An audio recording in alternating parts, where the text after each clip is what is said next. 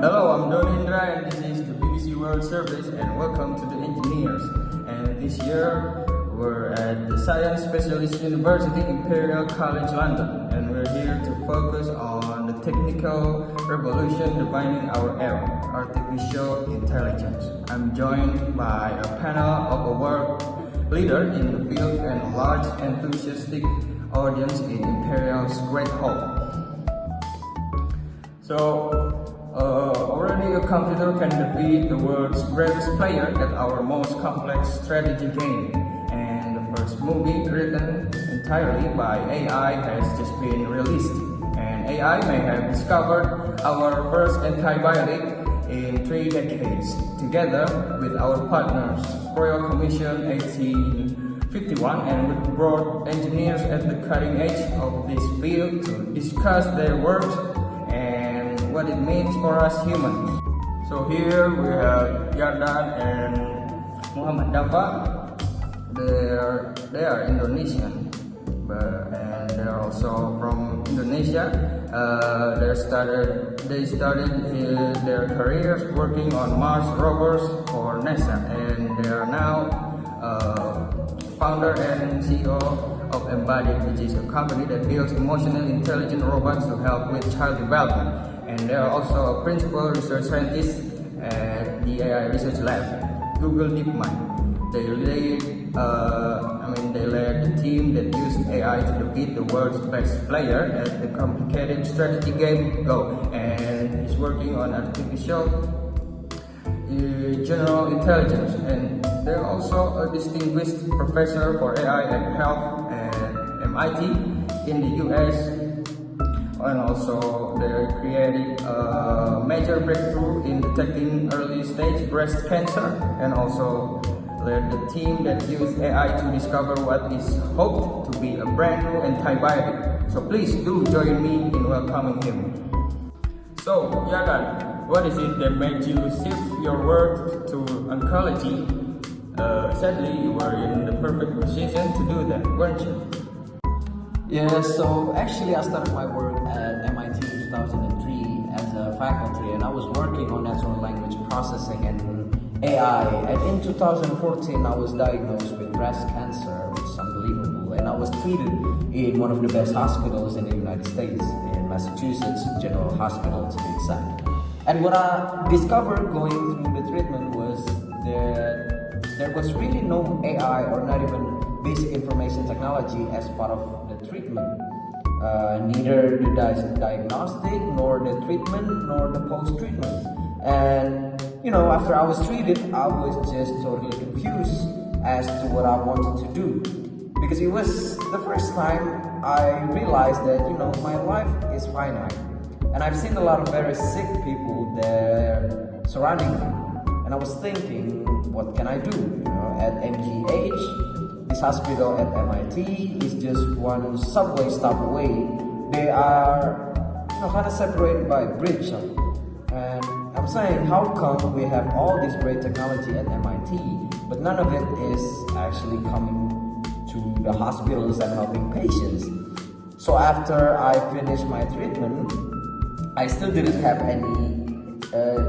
I still didn't have my hair. It was all gone. I started kind of going from doctor to doctor, asking them, how can I bring AI? I will do it for free. I'm a professor, So there were not many takers, but eventually we found somebody who, it was a doctor called Connie Lemon, who had the idea that we can apply AI to the early detection of cancer. Thank you. You came to AI via the games industry and you did a PhD in reinforcement learning. So what is reinforcement learning and how did you use it in those early days? Yeah, so we start out in the game industry before we went back to academia, and we was working on building computer games. And as a big part of building computer games is building the AI for those games. That kind of makes all of the characters move around. And we found ourselves being fundamentally disappointed by the method that were being used in those games. And it felt like what we really wanted to do was build something that had real AI in it. And And we discovered this idea of reinforcement learning, which is basically a method very much like those that animal and human use, where the system is able to learn from itself from experience, from trial and error, from trying things out and seeing what works and what doesn't. So, is it sort of like when we learn to not touch fire because at some point we try it and it really hurts, and we learn not to do that in the future because the consequences aren't appealing? Is it sort of like how humans learn reinforcement learning? Yes, it's a lot like that. So, in fact, humans are believed to have, a major part of the brain which is devoted to providing a signal, giving feedback that makes the brain actually learn to do more of the good things and less of the bad things. And so actually, that's inspired a lot of work in machine learning to make machine have that same capability. But a machine doesn't feel heat or isn't rewarded by a cookie. How can you reward a machine? Yeah, so I mean, in our mind, so for a machine, it's just a number. So you give it a positive number if it's done something good, and a negative number if it's done something bad. No, I mean, if it's just a number, so you give it a positive number if it done something good, and a negative number if it done something bad. At the end of the day, like, everything stems from that one single number. So this one single number, which we call the reward, contains enormous power because it's the signal that drives everything, basically everything, right, in our system. Yeah. So you said your experiences of feeling alienated in foreign countries makes you want to create an imaginary friend, and I'm sure much of our audience can relate to having an imaginary friend, but for most of us, they stay imaginary.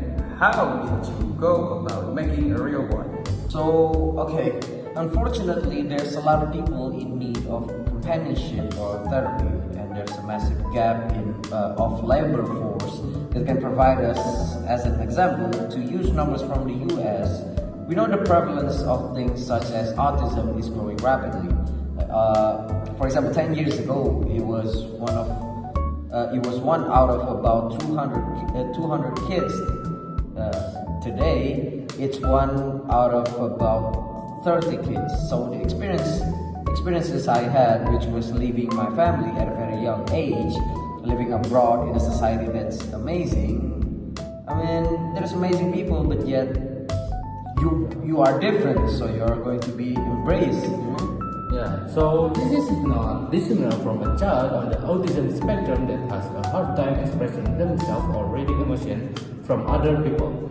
And that was the genesis of creating a robot companion that understands humans' emotion, can create a deeper language child, and it will help them exercise and practice social skills such as eye contact, turn taking, joint attention, and so on, so that the child has a chance of being successful in their society. Exactly. Alright, thank you. I think it's fair to say that you have given us hope for the future.